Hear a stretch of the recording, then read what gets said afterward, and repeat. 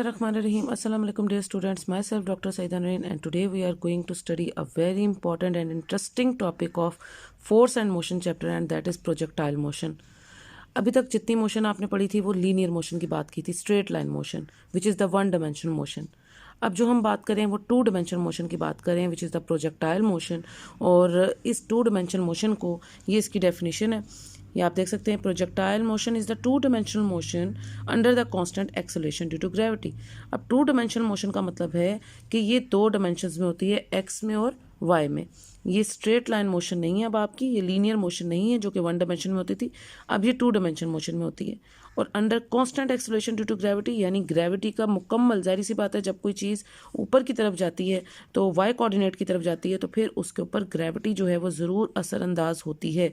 इसको आप यहाँ से देख सकते हैं, इसको क्लियर ऑब्जर्व कर सकते हैं. ये आप इस तरह से, इसकी कंप्लीट पिक्चर है यहाँ पे, ठीक है. इस पिक्चर में सिर्फ उसकी डाउनवर्ड मोशन के बारे में बताया हुआ आपको कि किस तरह से वो डाउनवर्ड मोशन कर रहा है. इस पिक्चर में आपको उसकी पहले अपवर्ड मोशन नज़र आ रही है with some initial velocity V I, ठीक है. कि प्रोजेक्टाइल को जब आप यहाँ से थ्रो करते हैं फ्रॉम द ओरिजिन तो ये पहले ये एक्स और वाई कोऑर्डिनेट्स के दरमियान में मूव करता है और with some initial velocity V I जब आप इसको थ्रो करते हैं and it makes an angle theta with respect to the horizontal, then it will make this trajectory. This trajectory जो है, ये जो पाथ ये बना रहा है, ये जो फॉर्म ये बना रहा है, इसको हम पैराबोला कहते हैं.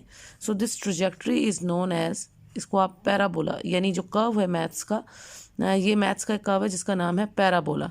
तो इसकी जो ट्रजेक्ट्री है वो पैराबोला है या आप इसे पैराबोलिक ट्रजेक्ट्री भी कहते हैं, ठीक है.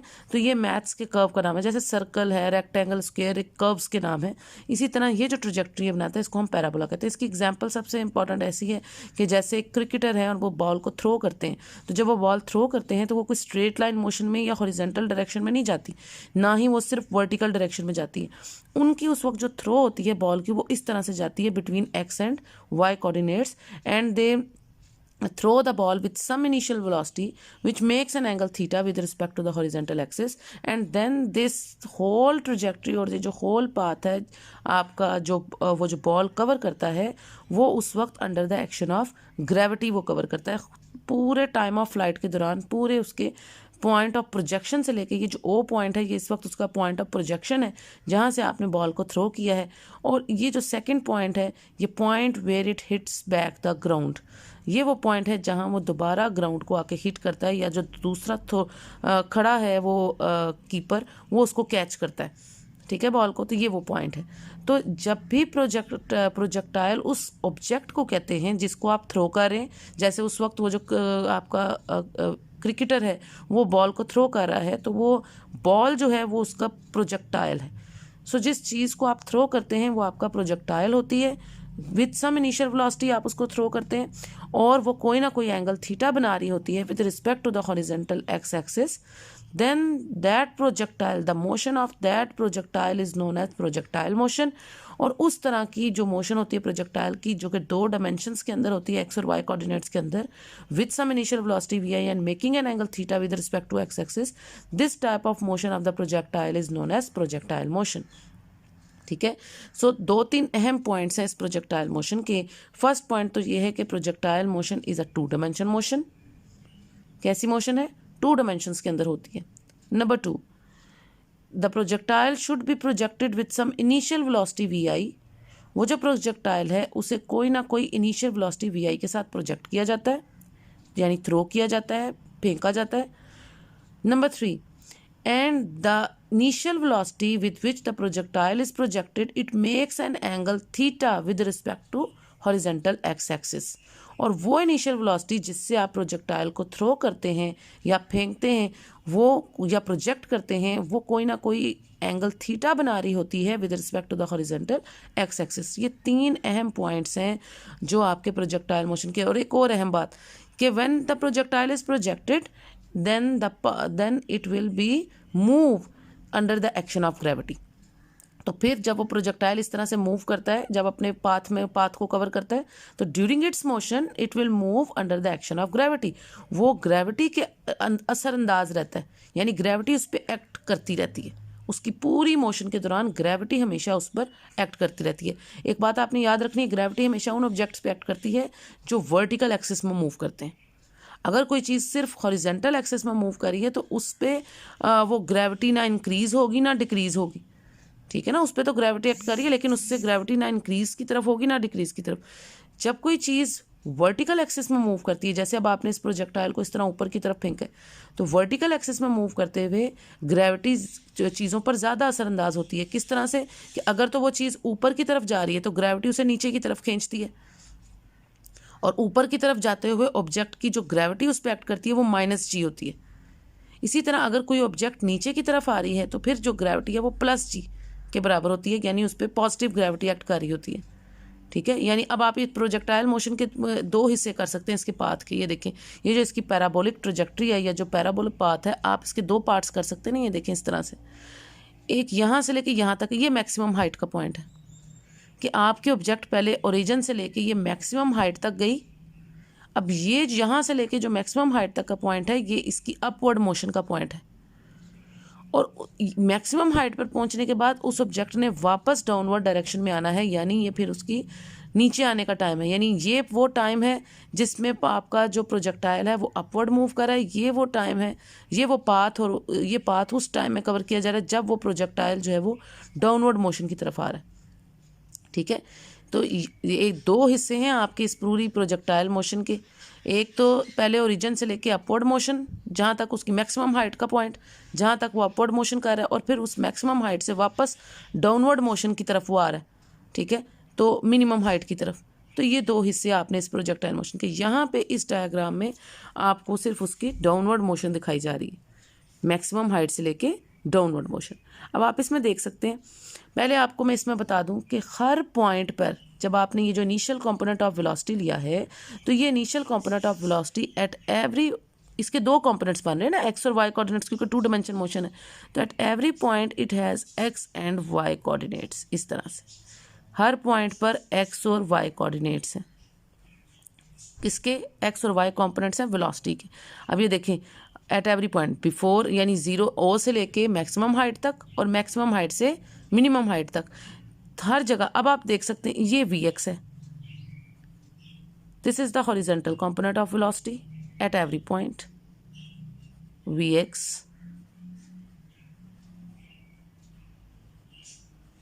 Now you can see that horizontal component of velocity will remain same। यहाँ तक के मैक्सिमम हाइट पे भी जो horizontal component of the velocity है वो Vx है। तो Vx is the horizontal component of velocity at every point, upward motion के दौरान भी और डाउनवर्ड मोशन के दौरान भी, और मैक्सिमम हाइट पे भी।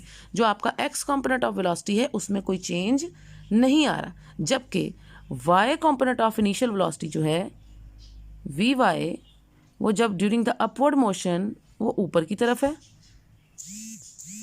उसके बाद एट मैक्सिमम हाइट जो आपका y कंपोनेंट ऑफ वेलोसिटी है this is 0, there is no y component at the maximum height, and during the downward motion the y यानी vertical component of velocity will be downward.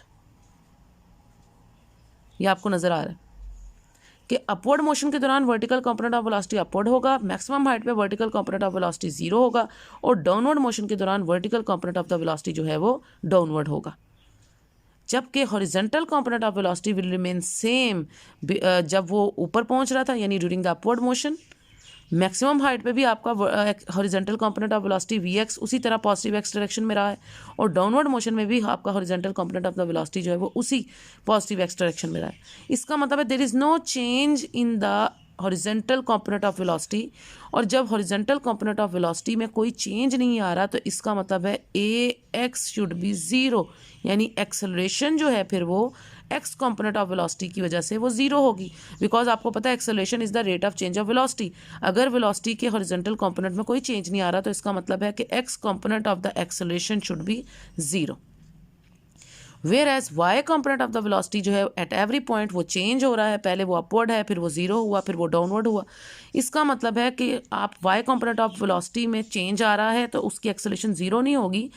Y component of the velocity की जो वजह से, जो change in velocity की वजह से जो एक्सेलरेशन होगी वो या तो +g होगी या वो माइनस जी होगी। अब प्लस हाँ, और जहाँ जीरो है इस पॉइंट पे, जहाँ पे आपकी vertical component of velocity zero है, तो यहाँ तो obviously Y component of acceleration जो है वो जीरो होगी एट दिस पॉइंट। लेकिन अपवर्ड मोशन के दौरान जब आपकी वर्टिकल कॉम्पोनेंट ऑफ वेलोसिटी जो है वो अपवर्ड है, पॉजिटिव वाई डायरेक्शन में है, तो ग्रेविटी के अगेंस्ट मूव कर रहा है ना वो, क्योंकि ग्रेविटी हमेशा चीज़ों को डाउनवर्ड खींचती है। तो जब वो अपवर्ड मोशन कर रहा है तो उस वक्त आपका वाई कॉम्पोनेंट ऑफ एक्सेलरेशन जो है ड्यूरिंग द अपवर्ड मोशन वो माइनस जी के इक्वल है, क्योंकि वो अगेंस्ट ग्रेविटी मूव कर रहा है। तो जब वो अपवर्ड मूव करेगा तो Y component of acceleration should be equal to minus G, ये वाला। And during the downward motion, जब वो आपका प्रोजेक्टाइल जो है वो डाउनवर्ड मोशन करेगा under the action of gravity, यानी ग्रेविटी चूंकि डाउनवर्ड खींचती है चीज़ों को, तो वो under the action of gravity move करेगा, उस वक्त आपका वाई कॉम्पोनेंट ऑफ एक्सेलरेशन जो है वो प्लस जी के इक्वल होगा। सो वेलोसिटी में जो वाई कॉम्पोनेंट ऑफ वेलोसिटी में चेंज आ रहा है ड्यूरिंग द अपवर्ड मोशन, उसकी वजह से जो चेंज इन वेलोसिटी होगी, उसकी वजह से जो एक्सेलरेशन प्रोड्यूस होगा ड्यूरिंग द अपवर्ड मोशन वो माइनस जी होगा। एट मैक्सिमम हाइट पॉइंट, ये वाला पॉइंट जहाँ पे Y component of velocity zero होगा, वहाँ वाई कॉम्पोनेंट ऑफ एक्सेलरेशन भी जीरो होगा। And during the downward motion, जब वो ऑब्जेक्ट डाउनवर्ड की तरफ आएगी, प्रोजेक्टाइल जो है वो डाउनवर्ड की तरफ आएगा, उस वक्त वो under the action of gravity चूंकि मूव करेगा, तो उस वक्त उसकी वाई कॉम्पोनेंट ऑफ वेलोसिटी जो है वो आपकी वो तो आपकी डाउनवर्ड डायरेक्शन में होगी, तो जो वाई कॉम्पोनेंट ऑफ एक्सेलरेशन होगा उसकी वजह से, उस चेंज इन वेलोसिटी की वजह से वो प्लस जी के इक्वल होगा। ठीक है, जबकि आपकी horizontal component of acceleration at every point जो है ड्यूरिंग द प्रोजेक्टाइल मोशन वो जीरो है, क्योंकि आपकी हॉरिजॉन्टल कॉम्पोनेंट ऑफ वेलोसिटी में किसी पॉइंट पर भी कोई चेंज नहीं आ रहा। And acceleration is always due to the change in velocity. ठीक है, वो rate of change of velocity के इक्वल होता है। और अब जिसकी एक्सेलरेशन जीरो है, अगर हम कह रहे हैं कि horizontal component of the acceleration is zero, तो it means its force is also zero. तो फ्रॉम न्यूटन सेकंड लॉ हम कह सकते हैं, फिजिक्स टू एम में होता है ना न्यूटन सेकंड लॉ, तो हम कह सकते हैं कि अगर horizontal component of acceleration zero है तो horizontal component of the force भी जीरो होगी फ्रॉम न्यूटन सेकंड लॉ। ठीक है, तो इसका मतलब है कि फोर्स भी सिर्फ आपकी वर्टिकल कंपोनेंट ऑफ वेलोसिटी की वजह से ही होगी, जिसमें vertical change in vertical component of velocity जैसे आ रहा है, उसकी वजह से जो एक्सेलरेशन प्रोड्यूस होगी अपवर्ड मोशन के दौरान जो है वो माइनस जी, और डाउनवर्ड मोशन के दौरान एक्सेलरेशन प्लस जी। तो फोर्स भी सिर्फ उसी की वजह से होगी। ठीक है, क्योंकि हॉरिजॉन्टल कंपोनेंट ऑफ वेलोसिटी की वजह से कोई फोर्स नहीं होगी, बिकॉज हॉरिजॉन्टल एक्सेलरेशन जो है वो जीरो है, because there is no change in the velocity in the horizontal component of the velocity. ठीक है, हॉरिजॉन्टल एक्सिस में या एक्स एक्सिस में कोई चेंज इन वेलोसिटी जो है वो नहीं है, इसलिए उसका एक्सेलरेशन जीरो है और इसलिए उसकी फोर्स भी जीरो होगी। अब ये चीज़ें जो हैं यहाँ पे इन्होंने प्रोजेक्टाइल मोशन में ये सारी, इसका फर्स्ट पैराग्राफ ये उन्होंने बताया हुआ है कि अप टिल नो हमने सिर्फ स्ट्रेट लाइन मोशंस के बारे में पढ़ा था, और हमने जो है वो वन डायमेंशनल मोशन के बारे में पढ़ा है। Now we consider the motion of the ball when it is thrown horizontally from certain height, it is observed that the ball travels forward as well as falls downward until it strikes something. Suppose that the ball leaves the hand of the thrower at the point A. यहाँ से वो बता रहे हैं कि suppose करें कि एक थ्रोअर ने इधर पॉइंट ए से किया है, and that its velocity at that instant is completely horizontal, let this velocity be vx. According to Newton's second law of motion, there will be no acceleration in the horizontal direction unless a horizontally directed force acts on the ball. जब तक कि कोई external force उस पर act ना करे। हमने air friction को भी यहाँ पे इग्नोर कर दिया है। Only force acting on the ball during the flight is the force of gravity. हमने कोई air resistance, air friction consider नहीं किया, सिर्फ ग्रेविटी की फोर्स को की एक्सेलरेशन को कंसीडर किया, और उसी की वजह से फोर्स एक्ट करेगी। Only force acting on the ball during the flight is the force of gravity. There is no horizontal force acting on it, और कोई horizontal force नहीं है, जैसे कि मैंने अभी आपको explain किया. So its horizontal velocity will remain unchanged and will be vx until the ball hits something. The horizontal motion of the ball is simple. The ball moves with constant horizontal component of the velocity. Hence horizontal. अब आपने दो बातें इसमें करनी है, ये बातें सारी मैंने आपको इधर explain सारी कर दी हैं, और यहाँ पे इन्होंने इस प्रोजेक्टाइल मोशन की का हाफ पाथ कंसीडर किया, ये वाला डाउनवर्ड मोशन वाला। ठीक है, कंप्लीट प्रोजेक्टाइल मोशन में दो हिस्से आते हैं, अपवर्ड मोशन का भी और उसके बाद उसकी डाउनवर्ड मोशन का। अब आप सिर्फ उसकी डाउनवर्ड मोशन कंसीडर करें, ये वाला पाथ। और मैंने आपको कहा कि जैसे उसकी मैक्सिमम हाइट वाले पॉइंट पे आपकी जो वर्टिकल कंपोनेंट ऑफ वेलोसिटी होती है वो आप इधर भी लिख सकते हैं, वी वाई, वो जीरो होगी। ठीक है, एट मैक्सिमम हाइट। और हॉरिजॉन्टल कंपोनेंट ऑफ वेलोसिटी किसी पॉइंट पर भी चेंज नहीं हो रही, वो वही है जैसे पहले थी, V X along the positive X axis. Maximum height पे भी वो उसी तरह से, जबकि वर्टिकल कंपोनेंट ऑफ वेलोसिटी अब डाउनवर्ड है under the action of gravity. ठीक है। अब आपने इधर दो काम करने हैं, दो चीज़ें निकालनी हैं। आप इनको नंबरिंग दे सकते हैं, horizontal distance number 1 and number 2 आपने इसका क्या निकालना है, वर्टिकल डिस्टेंस। दो हेडिंग्स की फॉर्म में आप इसको लिख सकते हैं। ठीक है, एक आपने उसका हॉरिजॉन्टल डिस्टेंस जो आपका प्रोजेक्टाइल कवर कर रहा है, और दूसरा उसका vertical distance y। Horizontal distance को x से शो करेंगे, वर्टिकल डिस्टेंस को y से शो करेंगे। दोनों के लिए आपने we should use the second equation of motion. आपको इक्वेशन ऑफ मोशन आपने पढ़ी है। सेकंड इक्वेशन ऑफ मोशन कहती है s is equal to V I T plus 1/2 a t square. ये आपने पढ़ी हुई है। अब अगर ये सारी बातें मैं इधर लगाऊं, क्योंकि हमने कहा अब ये चूंकि हम हॉरिजॉन्टल डिस्टेंस लगा रहे हैं तो हम s को रिप्लेस कर सकते हैं। s इज द डिस्टेंस, उसको x से रिप्लेस करेंगे, और जो वी आई एक्स है आपका, यानी इनिशियल कॉम्पोनेंट ऑफ वेलोसिटी जो हम ले रहे थे, उसको आप वी एक्स से शो कर सकते हैं, और जो a है आपका एक्सेलेरेशन उसे आप ए एक्स से शो कर सकते हैं। चूंकि हम इसको हॉरिजॉन्टल डिस्टेंस निकाल रहे हैं तो सारे कॉम्पोनेंट्स, टाइम तो आपको पता है ना कांस्टेंट होता है, 1/2 भी कांस्टेंट है। कांस्टेंट के अलावा जितने भी वेरिएबल्स हैं उन्हें आपने x कॉम्पोनेंट के लिए लेना है, यानी s को भी x के साथ शो किया, vi को vx से शो करेंगे, और a को ax से शो करेंगे। अब आपने अभी पढ़ा है कि horizontal component of acceleration is 0 because आपकी वेलोसिटी जो है वो कांस्टेंट रहती है, horizontal component of velocity, that's why उसका हॉरिजॉन्टल कॉम्पोनेंट ऑफ एक्सेलेरेशन जो है वो 0 होता है। तो ये पूरी टर्म जो है ये वाली ये 0 हो जाएगी, और जो फर्स्ट ये वाली रह गई है इससे आप लिख सकते हैं कि x is equal to V X into T. Because A X is 0, so ये हाफ वाली सारी टर्म 0 हो गई, और फर्स्ट टर्म से s की जगह आप x डाल रहे हैं, वी आई की जगह वी एक्स डाल रहे हैं, और साथ time, so x is equal to V X into T. ये आपका हॉरिजॉन्टल डिस्टेंस है जो आपने कैलकुलेट किया है। Similarly you can find the vertical distance also. अब आपका जो एक्सेलेरेशन है, चूंकि डाउनवर्ड मोशन है ना, तो मैंने आपको कहा था डाउनवर्ड मोशन के दौरान आप ए वाई जो वर्टिकल कॉम्पोनेंट ऑफ एक्सेलेरेशन है उसे प्लस जी ले सकते हैं, यानी वो जी है। अपवर्ड मोशन में माइनस जी होता है, डाउनवर्ड मोशन में प्लस जी, क्योंकि under the action of gravity आ रहा है। तो यहाँ आप ए को प्लस जी के इक्वल जो है वो कंसीडर करेंगे। अब वर्टिकल डिस्टेंस में आपने क्या करना है, उसी तरह आपने use the second equation of motion, S is equal to V I T plus half A T square. अब चूंकि हम इसे वर्टिकल के लिए कैलकुलेट कर रहे हैं तो हम हर जगह इसको वाई कॉम्पोनेंट के साथ शो करेंगे, यानी एस जो डिस्टेंस है उसको वाई से शो करेंगे, और वी आई जो है आपका उसको वी आई वाई या वी वाई कह सकते हैं। ठीक है, और ए को ए वाई से शो करेंगे, वेयर ए वाई जो है आपका जो एक्सेलेरेशन है, वाई कॉम्पोनेंट ऑफ एक्सेलेरेशन, अभी मैंने आपको बताया वो किसके इक्वल है, प्लस जी के ड्यूरिंग द डाउनवर्ड मोशन। तो आप ए वाई की जगह जो है वो जी डाल सकते हैं, और वी आई वाई ये जो initial component of the velocity है वाई कॉम्पोनेंट, वो चूंकि आप इसको ये यहाँ से ले रहे हैं ना मैक्सिमम पॉइंट से डाउनवर्ड, तो यहाँ पे वी वाई जो है इनिशियल पॉइंट पे वो क्या थी, 0 थी। So you can put this V Y 0 for this point, क्योंकि आप उसको कंसीडर कर रहे हैं फ्रॉम मैक्सिमम से डाउनवर्ड मोशन में। तो मैक्सिमम पॉइंट पे जो उसका इनिशियल कंपोनेंट ऑफ वेलोसिटी था वी वाई था, वो क्या था, 0 था। So you can put this V Y equal to 0, S की जगह वाई पुट करेंगे, और चूंकि ये initial component of Y component of velocity जो है एट दिस पॉइंट वो 0 है, तो इसको आप 0 पुट करेंगे, and this is 1/2 A Y की जगह plus G during the downward motion और टी स्क्वायर। तो ये आपका आ गया वर्टिकल डिस्टेंस। ठीक है, हॉरिजॉन्टल डिस्टेंस में आपने ए एक्स को 0 किया था इन द सेकंड जो इक्वेशन ऑफ मोशन, और वर्टिकल डिस्टेंस निकालने के लिए आपने वी वाई 0 की है, बिकॉज हमने कहा कि मैक्सिमम पॉइंट पे वी वाई जो है वो 0 होती है। तो फिर आपके पास ये इक्वेशन आई, और ए वाई को क्या पुट किया, plus G during the downward motion. तो ये आपके पास फ्रॉम द सेकंड, दोनों को हमने कैलकुलेट किया है from second equation of motion, horizontal distance को भी और वर्टिकल डिस्टेंस को भी। It is not necessary that an object should throw with some initial velocity in the horizontal direction. A football kicked off a ball thrown by the cricketer and the missile fired from a launching pad. ये सारी इसकी examples हैं। जब भी आप किसी चीज़ को बेशक हॉरिजॉन्टल भी रख के उसको थ्रो करते हैं तो ज़रूरी नहीं कि वो हॉरिजॉन्टल में ही जाएगी।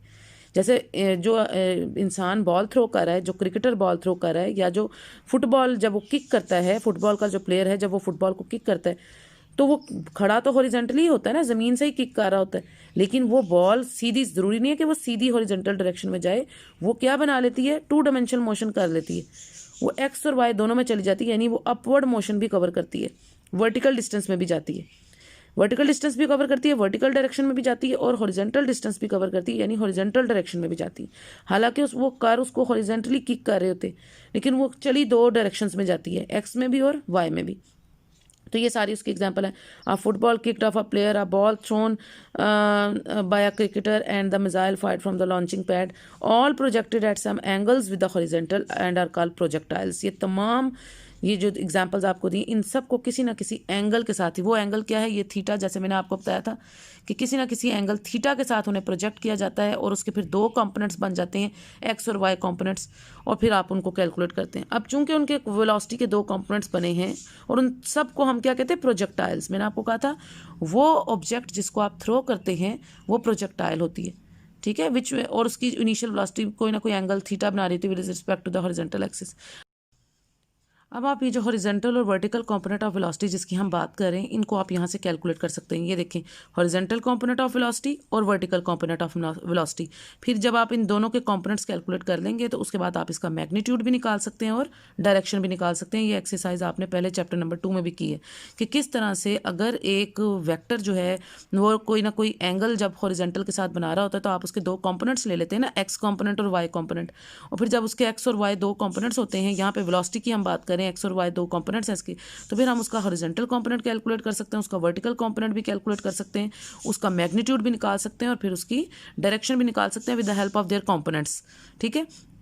अब हॉरिजॉन्टल कंपोनेंट ऑफ वेलोसिटी और वर्टिकल कंपोनेंट ऑफ वेलोसिटी, इनकी भी आप हेडिंग्स दे सकते हैं। जैसे मैंने कहा हॉरिजॉन्टल डिस्टेंस, ये पॉइंट नंबर 1 कहा, वर्टिकल डिस्टेंस की हेडिंग जो है वो सेकंड, थर्ड आप ये दे सकते हैं आपकी हॉरिजॉन्टल कंपोनेंट ऑफ वेलोसिटी, इसको आप थर्ड हेडिंग दे लें, और उसके बाद वर्टिकल कंपोनेंट ऑफ वेलोसिटी को आप फोर्थ हेडिंग आप दे सकते हैं इसकी, ठीक है। उसके बाद मैग्नीट्यूड ऑफ वेलोसिटी की आप फिफ्थ हेडिंग दे सकते हैं, और उसकी डायरेक्शन की जो है वो आप सिक्स्थ हेडिंग दे सकते हैं। अब ये देखें, हॉरिजॉन्टल कंपोनेंट ऑफ वेलोसिटी जो हमारी थर्ड हेडिंग जो आपने देनी है, वो आप इन दोनों को, हॉरिजॉन्टल और वर्टिकल कंपोनेंट ऑफ वेलोसिटी दोनों को कैलकुलेट करने के लिए we will use the first equation of motion. आपके पास फर्स्ट इक्वेशन ऑफ मोशन है कि V F is equal to V I plus A T, ये आपने पढ़ी हुई है। अब ये जो फर्स्ट इक्वेशन ऑफ मोशन अगर आप इधर लगाएं हॉरिजॉन्टल कंपोनेंट ऑफ वेलोसिटी के लिए, सो हॉरिजॉन्टल के लिए आप इन सब के हॉरिजॉन्टल कंपोनेंट्स लेंगे, वी एफ का भी हॉरिजॉन्टल कंपोनेंट, वी आई का भी हॉरिजॉन्टल कंपोनेंट, ए का भी हॉरिजॉन्टल कंपोनेंट, टी तो वैसे ही कांस्टेंट होता है, टी का कोई कंपोनेंट नहीं होता, टी इज अ स्केलर, ठीक है, स्केलर के कंपोनेंट्स नहीं होते, सिर्फ वेक्टर के कंपोनेंट्स लेने हमने। सो हमने V F X is equal to V I X plus A X into T, और अभी आपको पता जब आप इसका ए एक्स लेंगे तो ए एक्स अभी आपने कहा है कि आपका जो हॉरिजॉन्टल एक्सेलेरेशन है वो जीरो है, तो ये जब आप इसका एक्स कंपोनेंट लेंगे तो ये वाली टर्म क्या हो जाएगी, zero, because A X is zero, तो ये टर्म जीरो हो जाएगी, and it means V F X is equal to V I X, ये आ जाएगा। वी एफ एक्स जो है वो किसके बराबर आ जाएगा, वी आई एक्स के, and this V I X should be equal to, जब हमने हॉरिजॉन्टल कंपोनेंट ऑफ वेलोसिटी लिखते हैं तो उसको कॉस थीटा के साथ लिखते हैं ना, so we can write it as V I cos theta. V F X is equal to V I X, और वी आई एक्स को आप कैसे लिख सकते हैं, V I cos theta, because A X is zero, तो ये term zero हो जाएगी, ठीक है। I hope you understand. उसके बाद देखें वर्टिकल कंपोनेंट ऑफ वेलोसिटी में भी सेम यही इक्वेशन आप लगानी है, V F is equal to V I plus A T. अब इसका भी Y component V F Y is equal to V I Y plus A Y into T. A Y के लिए अब चूंकि आप ये वाली मोशन कंसीडर करें, अपवर्ड मोशन कंसीडर करें यहाँ पे, तो ड्यूरिंग इट्स अपवर्ड मोशन हम शुरू से ले रहे हैं ना चीज़ को, ऑब्जेक्ट को हम स्टार्ट से ले रहे हैं, तो स्टार्टिंग में वो तो अपवर्ड मोशन करती है ना, उसके बाद जब मैक्सिमम हाइट पे पहुंचती है फिर वो डाउनवर्ड मोशन करती है। तो यहाँ पर अब हम उसकी स्टार्ट से मोशन ले रहे हैं, तो ये अपवर्ड मोशन कंसीडर करें। During the upward motion A Y should be minus G, A Y should be minus G, so this is V F Y is equal to V I Y minus G T, क्योंकि A Y जो है वो upward motion के दौरान minus जी के equal हो जाएगी। So we I Y क्या होगी, V I Y is V I sine theta, जैसे आपने वी आई एक्स को वी आई कॉस थीटा लिखा था, इसी तरह आप वी आई वाई को वी आई साइन थीटा लिखेंगे। यानी मैं इस इक्वेशन को एक दफ़ा इस तरह से आपको लिख देती हूँ ताकि आपको समझ आ जाए कि आप इसे ऐसे लिख सकते हैं कि V F Y is equal to V I Y और plus A Y into T, और मैंने कहा ए वाई की जगह आप क्या डालेंगे, माइनस जी, बिकॉज आप अब इसकी अपवर्ड मोशन कंसीडर कर रहे हैं। सो अपवर्ड मोशन के दौरान ए वाई, शुरू से मोशन ले रहे हैं ना आप इसकी, सो अपवर्ड मोशन के दौरान ए वाई जो है वो माइनस जी के इक्वल होगी, और वी आई वाई बराबर होता है वी आई साइन थीटा के, क्योंकि वाई कॉम्पोनेंट जो है वेलोसिटी का वो आप साइन थीटा के साथ लिखते हैं। Therefore V F Y should be equal to V I sine theta minus G T, ठीक है। सिमिलरली आप चाहें तो इस इक्वेशन ऑफ मोशन को आपके लिए मैं इधर इस तरह भी लिख सकती हूँ, एक्स के साथ V F X is equal to V I X plus A X into T, और ए एक्स क्या था, एज ए एक्स इज 0, ये टर्म 0 हो गई, so V F X is equal to V I X which is V I cos theta. ठीक है, तो ये मैंने आपको दोनों इस तरह से एक स्टेप और कर दिया इसके बाद, और आप इसको इस तरह से लिख सकते हैं। अब आपने इन दोनों का निकालना है। फिफ्थ पॉइंट है मैग्नीट्यूड। मैग्नीट्यूड के लिए आप क्या करते हैं, दोनों का एक्स कॉम्पोनेंट का स्क्वायर प्लस वाई कॉम्पोनेंट का स्क्वायर होल का अंडर रूट। सो वी का जब आप वेलोसिटी का मैग्नीट्यूड निकालेंगे, V is equal to under root V F X का square plus V F Y का स्क्वायर और होल का अंडर रूट। ये मैग्नीट्यूड का फॉर्मूला होता है। आप इन्होंने उधर आपके लिए वैल्यूज पुट नहीं की, आप भी ना पुट करें, आप सिर्फ इतना ही स्टेप रखें मैग्नीट्यूड के लिए। ठीक है, चाहे तो आप इसमें वैल्यूज भी पुट कर सकते हैं, वैसे इधर ज़रूरत नहीं है। ठीक है, सो वी मैग्नीट्यूड का वही तरीका है जो आप पाइथागोरस थ्योरम से पढ़ते होते हैं कि अकॉर्डिंग टू पाइथागोरस थ्योरम जो है वो हॉरिजॉन्टल कंपोनेंट का स्क्वायर प्लस उसका वर्टिकल कंपोनेंट का स्क्वायर और होल का अंडर रूट। ये होता है मैग्नीट्यूड निकालने का तरीका। यहाँ हम वेलोसिटी का मैग्नीट्यूड निकाल रहे हैं। इसी तरह डायरेक्शन जब आप निकालते हैं तो वो टेन थीटा से निकालते हैं। यहाँ हम इसको फाई कंसीडर कर रहे हैं, एंगल फाई, और हमने कहा the angle phi which this resultant velocity makes with the horizontal, वो हम कोई भी आर्बिट्री एंगल फाई जो है वो कैलकुलेट कर सकते हैं। तो टेन ऑफ फाई ऊपर किसके इक्वल होता है, Y component of velocity V F Y divided by X component of velocity V F X. तो इस तरह से हम डायरेक्शन भी निकाल लेते हैं। ठीक है, in the projectile motion one में wish to determine the height to which the projectile rises, the time of flight and the horizontal range. ये चीज़ें हम इंशाल्लाह नेक्स्ट टॉपिक में ये तीनों चीज़ें निकालेंगे। हाइट ऑफ द प्रोजेक्टाइल भी निकालेंगे, टोटल हाइट, उसका टाइम ऑफ फ्लाइट के कितना टाइम लिया प्रोजेक्टाइल ने एक पॉइंट से, पॉइंट ऑफ प्रोजेक्शन से लेके point where it hits back to ground, ये टोटल टाइम भी निकालेंगे, और उसकी horizontal range, maximum horizontal distance जो उसने कवर किए वो भी निकालेंगे। हाइट का मतलब होता है मैक्सिमम वर्टिकल डिस्टेंस, और रेंज का मतलब होता है मैक्सिमम हॉरिजॉन्टल डिस्टेंस। ये सारी चीज़ें हम इंशाल्लाह अपने नेक्स्ट लेक्चर में जो है वो कैलकुलेट करेंगे। आज के लेक्चर के जो प्रोजेक्टाइल मोशन के बारे में पढ़ा है हमने, हॉरिजॉन्टल डिस्टेंस जो कैलकुलेट की है, वर्टिकल डिस्टेंस कैलकुलेट की है, हॉरिजॉन्टल कंपोनेंट ऑफ वेलोसिटी निकाला है, वर्टिकल कंपोनेंट ऑफ वेलोसिटी निकाला है, उसकी मैग्नीट्यूड और उसका डायरेक्शन निकाला है। मैंने आपको उसकी डेफिनेशन भी मार्क कराई है और उसकी एक्सप्लेनेशन भी बताई है कि किस तरह से आपने करनी है। और इस फिगर से भी और इस फिगर से भी अगर इसमें कोई मसला हो, कोई परेशानी हो, कोई बात आपको समझ में ना आई हो, तो you can comment me in the comment section. Until the next lecture, अपना बहुत सा ख्याल रखें, दुआ में याद रखें। That's all for today, students. You can like, subscribe and share my channel and press the bell icon for future notifications. Until the next lecture, take care. Allah Hafiz.